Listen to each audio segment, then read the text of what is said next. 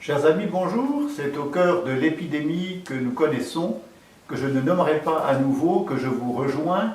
Et je vais aujourd'hui enlever ce masque pour être avec vous et dévoiler un peu la parole.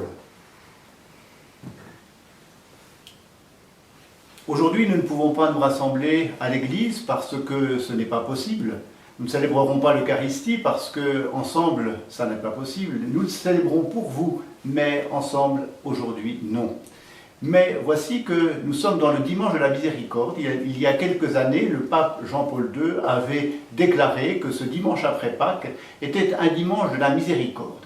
Alors, je vous en parlerai le dimanche à l'église. Je vous en parle par la photographie. Alors aujourd'hui, eh bien, pourquoi parler de la miséricorde et comment comprendre la miséricorde? Regardons ce mot, dans ce mot miséricorde qui semble un peu suranné aujourd'hui, on ne sait pas comment le prendre et où le mettre. Il y a deux mots, misère et cœur. Le Seigneur a un cœur immense pour notre misère, pour la misère de l'homme et pour la misère de chacun de nous. Cette misère, elle nous rejoint, on en fait l'expérience. On ne se voit pas toujours très bien, alors certains se voient superbes et suffisants, d'autres se voient insuffisants, mais on est tous face à Dieu très pauvres et dans la misère bien souvent. Alors, ce cœur pour la misère nous permet d'abord de savoir que le Seigneur nous aime comme nous sommes.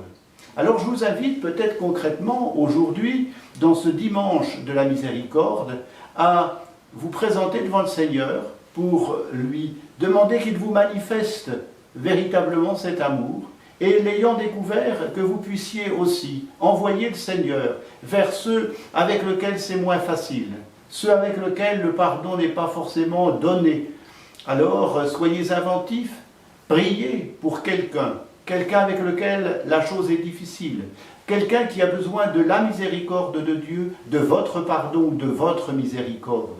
Et puis aussi, vous pouvez écrire à une personne pour lui dire simplement que Dieu est grand, pour lui dire aussi peut-être que vous-même, eh bien, vous lui donnez quelque chose de cette miséricorde, sans forcément lui faire une leçon, mais avec quelques mots très délicats, vous pouvez dire et chanter la miséricorde de Dieu.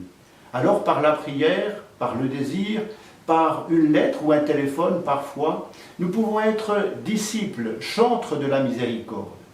Et nous, prêtres, qui célébrons les sacrements dans l'Eucharistie, qui célébrons les sacrements dans le sacrement du pardon, nous pourrons vous donner après le confinement, concrètement, ce pardon du Seigneur par le sacrement. Alors, soyons en communion de désir actuellement, et demandons au Seigneur, en ce dimanche de la miséricorde, d'être pour nous la lumière, la vie et le chemin du salut. Bonne journée et bon dimanche.